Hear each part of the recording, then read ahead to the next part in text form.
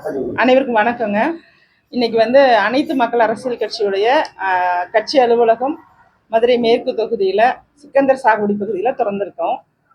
அனைத்து மக்கள் அரசியல் கட்சி வந்து முக்கியமான நோக்கம் என்னவா இருக்குன்னா, எளிய மக்கள் அரசியலுக்குள்ள வரணும், சாமானியர்களோட அரசியல் இங்க நிலவணும். அப்பதான் தமிழகத்துல அடித்தட்டு மக்களுக்கான உரிமைகளையும் அவர்களுடைய பிரச்சனைகளையும் சுலபமாக தீர்க்க முடியும். அதனால இது முழுவதுமாக சாதி மத எந்த பாகுபாடும் இல்லாம, ஏழை பணக்காரங்கிற வித்தியாசம் இல்லாம அனைவரும் அரசியலுக்குள்ள வரணும். மக்கள் அரசியல் அப்படிங்கிறது தான் அனைத்து மக்கள் அரசியல் கட்சியோட கருவாக எடுத்து அனைத்து மக்கள் அரசியல் கட்சி அப்படிங்கிறத நம்ம நடத்திட்டு இருக்கோம்.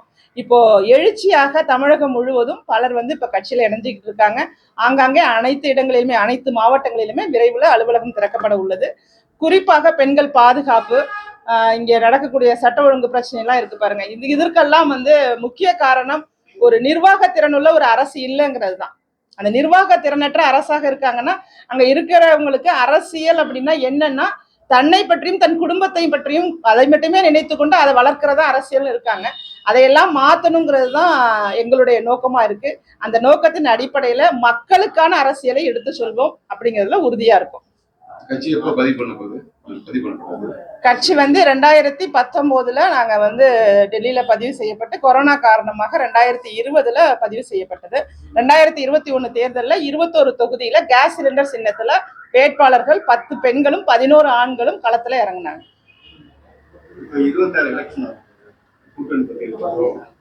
அது கூட்டணி அப்படிங்கறத குறித்து நான் அடுத்த முறை நான் உங்களை சந்திக்கும் போது சொல்றேன்.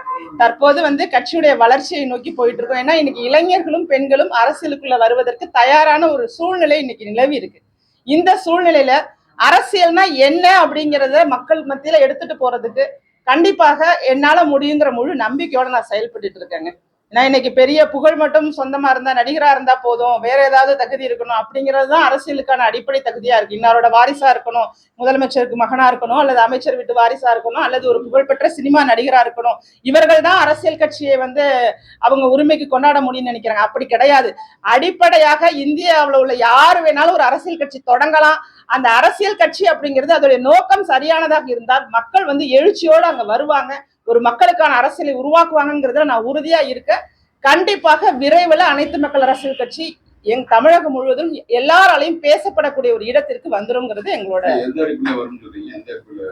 நான் தொடர்ச்சியாக வந்து எங்களுடைய செயல்பாடு தான் என்னுடைய போராட்டம். நீங்க பார்த்திருக்கலாம், நான் முழுமையாக டாஸ்மாக் எதிர்த்து நிறைய போராட்டங்கள், இன்னும் குறிப்பா சொல்லணும்னா மதுரை உயர்நீதிமன்றத்துல டாஸ்மாக்ல 10 ரூபாய் 20 ரூபாய் கூட வாங்குறாங்கிற வழக்கு போட்டதே அனைத்து மக்கள் அரசியல் கட்சி தான். ராஜேஸ்வரி பிரியாங்கிற பேர்ல தான் அந்த வழக்கே நாங்க போட்டோம்.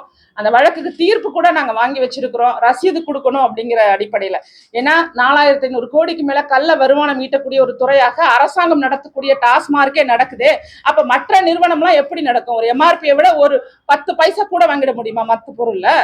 ஆனா கவர்மெண்ட் நடத்தக்கூடிய ஒரு ஆர்கனைசேஷன்ல, ஒரு நிறுவனத்துல இப்படி ஒரு நிலை இருக்கு அப்படிங்கிறதுக்காக ஒரு அறச்சீற்றத்தோடு தான் நான் ஒவ்வொரு செயலும் செய்து கொண்டிருக்கிறேன். நான் நிறைய போராட்டங்கள் மேற்கொண்டிருக்கேன். அந்த போராட்டங்கள்லாம் மக்கள் மத்தியில பெரிய அளவுல மீடியாக்கள் எடுத்து செல்வதில்லை. இருந்த போதிலும் களத்துல ராஜேஸ்வரி பிரியாவுக்கு என்று ஒரு பெயரும் மக்கள் மத்தியில அவர்களுக்கு என்னை பற்றி தெரியுங்கிறதும் இருக்கு. சமீபத்தில் விஜய் வந்து பிரபலமான கூட்டத்தை கூட்டி நான் மக்கள் கடல் சொல்லியிருக்காரு. அவர் மத்தியில் எப்படி அடுத்த முதல்வருங்கிறாரு. பல்வேறு அரசு கட்சி இருக்கு, திமுக பாரம்பரிய கட்சி, திராவிட கட்சி இருக்கு. அதுக்கடையில் அவர் நாங்க வருகிறாரு. அதுல விஜயுடைய போக்கு, கட்சியுடைய கொள்கைகளை பேசலாம் அப்படின்னு அதை பத்தி என்ன சொல்ல விரும்புறீங்க?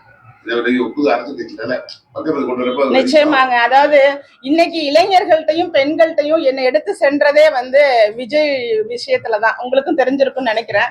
லியோங்கிற ஒரு படத்துல அவருடைய பாடல் காட்சியில சிகரெட்டை ப்ரொமோட் பண்றாரு அப்படிங்கறத எதிர்த்து சென்சார் போர்டை அணுகி, நான் செய்தவற்றில் இதுவும் ஒன்று, சென்சார் போர்டை அணுகி கிட்டத்தட்ட 8 வரி அந்த சிகரெட் மற்றும் மது குறித்த பாடல் வரிகளை நான் தான் நீக்க செய்தேன். அதை நீக்க செய்த போது அப்ப அவரு ஒரு அரசியலுக்குள்ள வராத சூழ்நிலை. அப்ப எல்லாருமே என்னை எதிர்த்து அந்த ரசிகர்களை வைத்து, ஒரு பெண்ணாக இருப்பதனால இணையதளத்துல நிறைய ஒரு அருவருக்கத்தக்க செயல்கள் எல்லாம் ரசிகர்கள் என்ற பெயர்ல செஞ்சுக்கிட்டு இருந்தாங்க.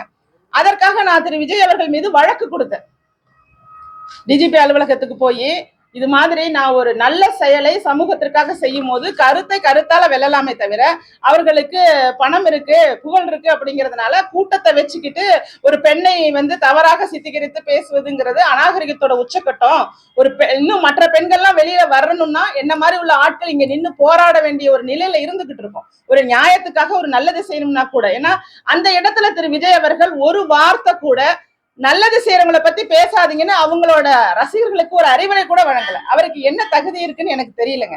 அந்த தகுதி இல்லை, அந்த தகுதி அப்பவே இல்லை. இப்ப அரசியல் கட்சி அரசியல் மேடையை முழுவதுமாக ஏதோ இவர்களை பற்றியும் அவர்களை பற்றியும் பேசுவதற்காக நம்ம அரசியல் கட்சி நடத்துறோம்.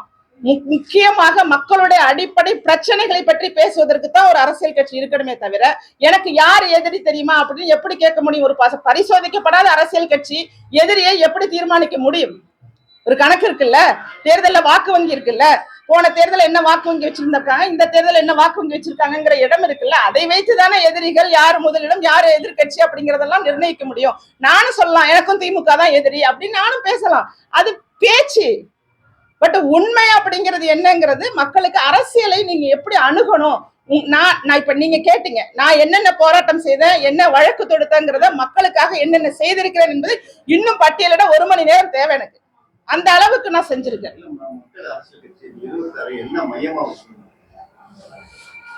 முக்கியமான விஷயங்க, மது மற்றும் போதை பழக்கம் இல்லாத ஒரு தமிழகத்தை உருவாக்கணுங்கிறது என்னுடைய அடிப்படையான ஒரு விஷயமா நான் அந்த கட்சியை தொடர்ச்சியாக, ஏன்னா அடுத்த தலைமுறை முழுவதுமாக கஞ்சா மற்றும் பிற போதைப் பொருள்களுக்கு அடிமையாக்கப்பட்டுட்டாங்க. எல்லாருக்குமே தெரியும், பேருந்து நிலையத்துல, ரயில் நிலையத்துல, கல்லூரி வாசல்ல, இப்படி எங்க பார்த்தாலுமே போதைப் பொருள் புழக்கம் அதிகமா இருக்கு. நான் கேட்கிறேன், இந்த போதைப் பொருளோட ஒட்டு மொத்தமா எங்க இருந்து வருதுன்னு உங்களால தடுக்க முடியாதா? சில்லறை வியாபாரத்தை மட்டும், சில்லறை வியாபாரிகளை மட்டும் அப்பப்ப நீங்க 2.0 3.1 சும்மா சினிமா பட பெயர்களை மாதிரி வச்சு அதை மட்டும் தடுக்கிற மாதிரி பண்றீங்களே தவிர உண்மையான எங்க இருந்து வருதுங்கிற ஒரு ஒட்டு மொத்த கூட்டம் இருக்கும்ல, அந்த கூட்டத்தை இது வரைக்கும் பிடிக்கிறது இல்லை. நமக்கே வந்து தெரியும், ஜாஃபர் சாதிக் போன்றவர்லாம் ஆளுங்கட்சியில இருக்கும் அப்படிங்கிறத அவங்க ஒரு அடையாளமாக பயன்படுத்தி கொண்டு கிட்டத்தட்ட 2000 கோடிக்கு மேல அவங்க போதைப் பொருள் விவகாரத்துல ஈடுபட்டு இருந்தாருங்கிறத நம்ம பார்த்தோம். அதனால இன்னைக்கு மிக முக்கிய பிரச்சனை, ஏன்னா நீங்க என்ன திட்டம் போட்டாலும் என்ன நல்லது செஞ்சாலும் ஒரு மனிதனாக இருக்கணும்ல. போதைப் பொருளுக்கு அடிமையாயிட்டானா அவனுடைய மனநிலை மாற்றப்பட்டு அவன் மனித நிலையிலிருந்தே மாறி ஒரு கொடூர மிருகமாக மாறிடலாம். இங்க நடக்கக்கூடிய பாலியல் குற்றங்களுக்கும் விபத்துகளுக்கும் முக்கிய காரணமா போதை தான் இருக்கு. நாமளே கேள்விப்பட்டோம், அதாவது எப்படின்னா கொரோனா காலகட்டத்துல 43 நாள் டாஸ்மாக் கடை மூடி இருந்தப்ப 80% குற்றங்கள் இல்லை அப்படிங்கறத கணக்கோட நம்ம கேள்விப்பட்டோமா இல்லையா? அப்ப நாட்டோட பிரதான பிரச்சனையாக நம்ம பார்க்கப்பட வேண்டியது மது மற்றும் போதைப் பொருள் தான்.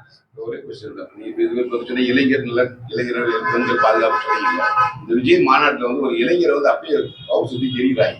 அதாவது இன்னைக்கு கரண்ட்ல வந்து ஒரு பெரம்பலூர்ல வந்து ஒரு வழக்கு பதிவு பண்ணிருக்காங்க. அதை பத்தி என்ன நினைக்கிறீங்க? இளைஞர்கள் ஒரு பவுன்சர் வந்து எப்படி எரிகிறாங்க, அது ஒரு அதாவதுங்க அவருக்கு பாதுகாப்பு போட்டிருக்காங்க, அரசு பாதுகாப்பு போட்டிருக்காங்க. ஆனால் அந்த அரசு பாதுகாப்பு போட்டவர்கள் அந்த இடத்துல வந்து செயல்பட விடாம தான் சொந்த காசுல பவுன்சர்களை வச்சுக்கிட்டு அந்த சினிமா பாணியில ஒரு இளைஞனை தூக்கி வீசுறத நம்ம பார்த்தோம். அந்த பையன் நியாயமா கேட்டிருக்கான், எங்க அம்மாவுக்கு வேற யார் இருக்கான்னு சொல்லிதான் இன்னைக்கு கம்ப்ளைண்டே வந்து பதிவு செய்ய. இந்த ஒரு வரிதான் இன்னைக்கு தமிழகத்தில் உள்ள இளைஞர்கள் மத்தியில நானும் சொல்றேன், உங்களுக்கு அம்மா அப்பா இருக்காங்க, உங்களுக்கு குடும்பம் இருக்கிறது, அதை மறந்து விட்டு இது மாதிரியான கூட்டங்களுக்கு போகாம இந்த ஒரு ஈர்ப்பு, ஒரு ரசிகர் அப்படிங்கிற ஒரு வெறின்னு சொல்லுவாங்கல்ல, அந்த வயசுல வரக்கூடிய ஒரு எண்ணம் தான் சினிமாவே தவிர விஜய் அவர்கள் மேல உங்களுக்கு அரசியல்னா என்னன்னு தெரியல, எதற்காக வாக்களிக்கணும்னு தெரியல, எதுவுமே தெரியாம நீங்க பாட்டுக்கு வந்து அந்த இடத்துல நின்னு ஒரு 3 பேர் இறந்து போயிருக்காங்க. ஒரு குறைந்தபட்சம் அந்த மேடையில ஒரு இரங்கல் கூட தெரிவிக்கல. ஒருத்தரோட கார் அந்த இடத்துல நசுங்கி இருக்கு, மேடையிலேயே சொல்லணுமா இல்லையா?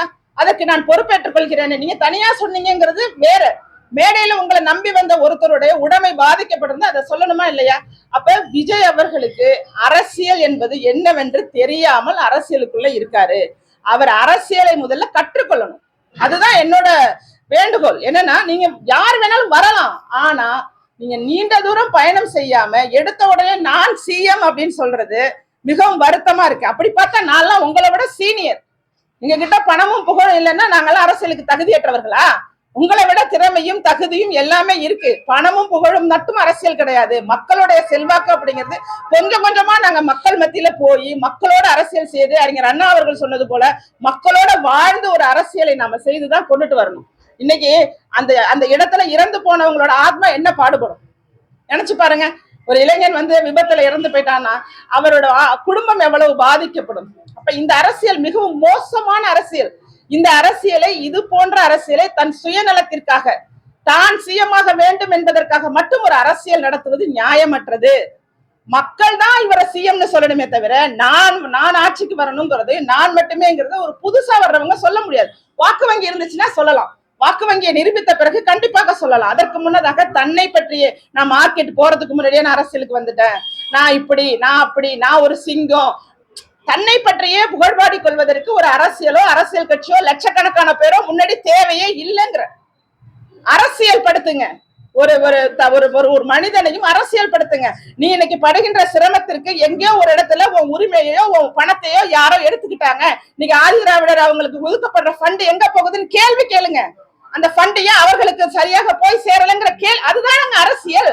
இன்னைக்கு மக்கள் படுகின்ற ஒவ்வொரு பிரச்சனைக்கும் அதிகார வர்க்கத்தினருடைய தவறுகளை சுட்டிக்காட்டி அந்த தவறுக்கான தீர்வை கொடுத்தீங்கன்னா அதுதான் அரசியல்.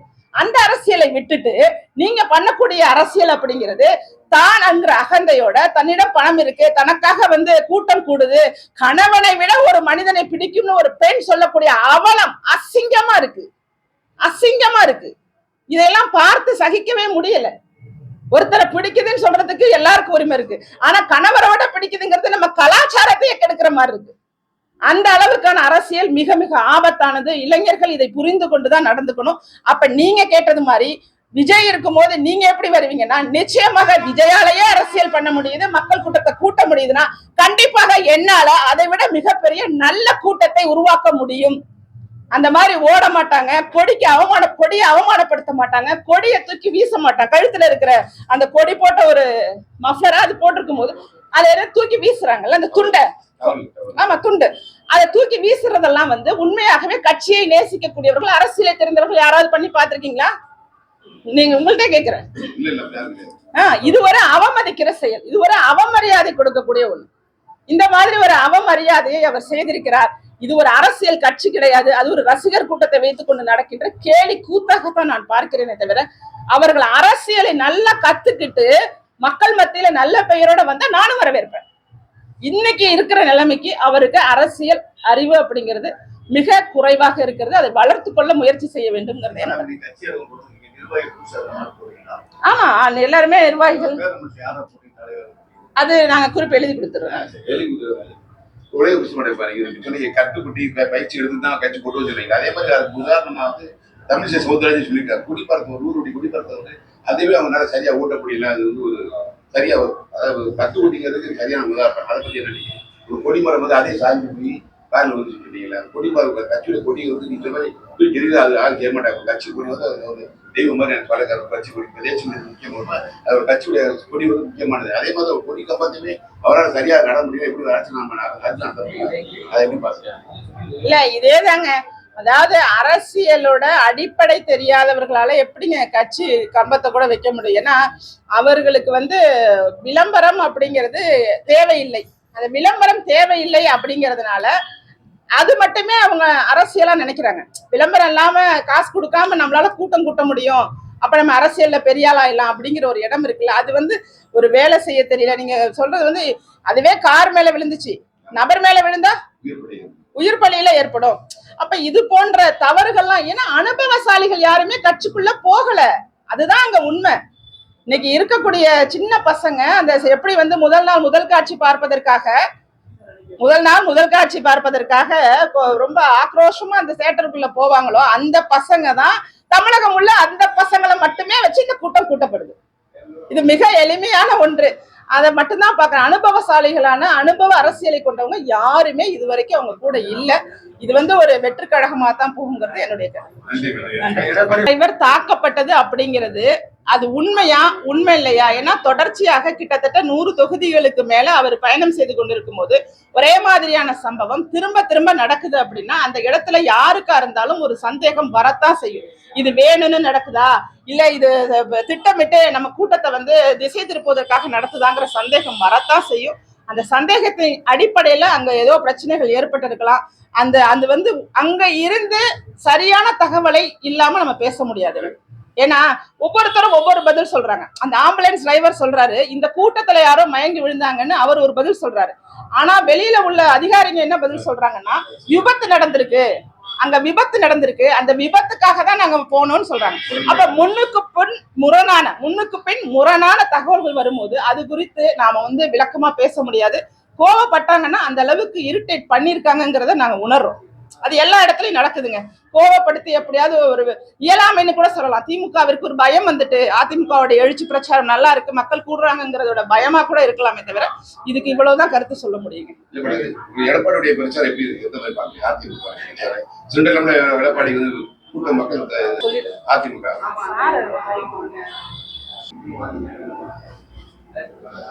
லைவ் போட்டிருக்கேன், முன்னாடியே போட்டிருக்கலாம், நிறைய பேசிட்டேன். ஆமா மக்களுடைய அனுபாயி மக்கள்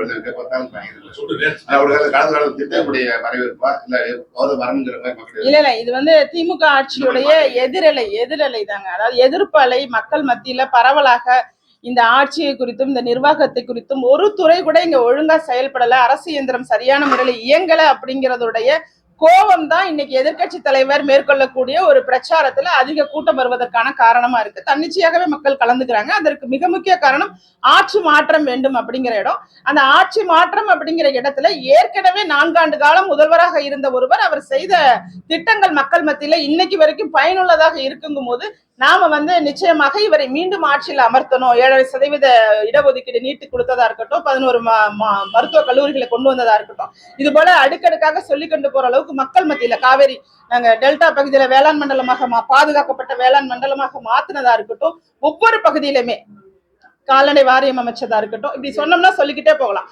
அப்ப மக்களுக்கு பிடித்த ஒரு ஆட்சியை அவர் கொடுத்திருக்காரு அப்படிங்கிறது தான் இந்த கூட்டத்தின் மூலமாக தெரியுது.